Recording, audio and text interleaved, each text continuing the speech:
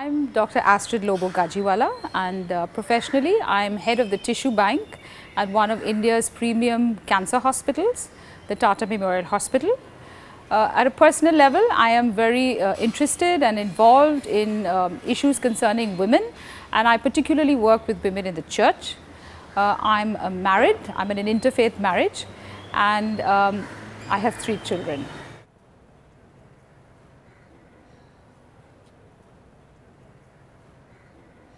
The starting point for me was a meeting that was held here in Mumbai in 1984, and it was a meeting which was organized by the Catholic Bishops' Commission for Laity. And that meeting, the topic of the meeting was, the theme of the meeting was the role of women in church and society. And to be really honest, that was my first exposure to feminist theology. Until then, I had no clue about it. And I was part of the organizing committee, and it was a whole year of preparations which led to that, to that meeting in terms of, getting women conscientized, awareness about women's issues. And so that was my starting point. And I got introduced to some of the Indian feminist theologians, very few of them at that time. And then after this meeting, the local group, the local organizing committee, we were maybe about 7, 8 women, and there was 1 priest.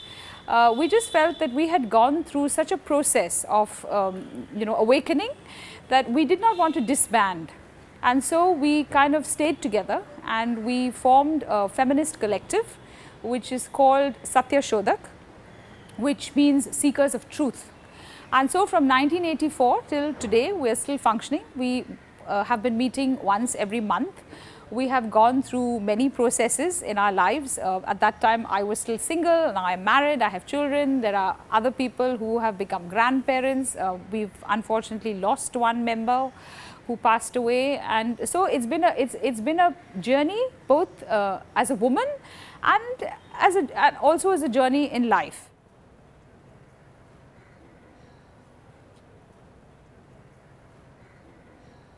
When we started, we were really very raw. Okay, we had no clue about, we weren't very much into women's issues or feminist theology for that matter, and so we decided to educate ourselves. And I know one important starting point for us was when we organized our own weekend seminar at the local St. Pius College, the local seminary. And we became our own resource persons. We chalked out an agenda, we did our own reading, and it was a really, I would say, a very meaningful weekend, because we prayed together, we explored women's spirituality, and we explored our own thoughts on being women in the church.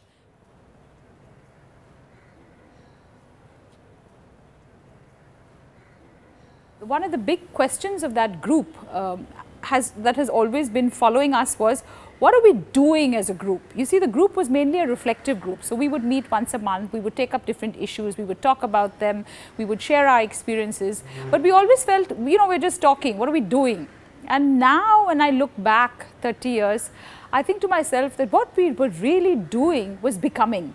And this is so important, because that small group of women have managed to energize the entire Church of India.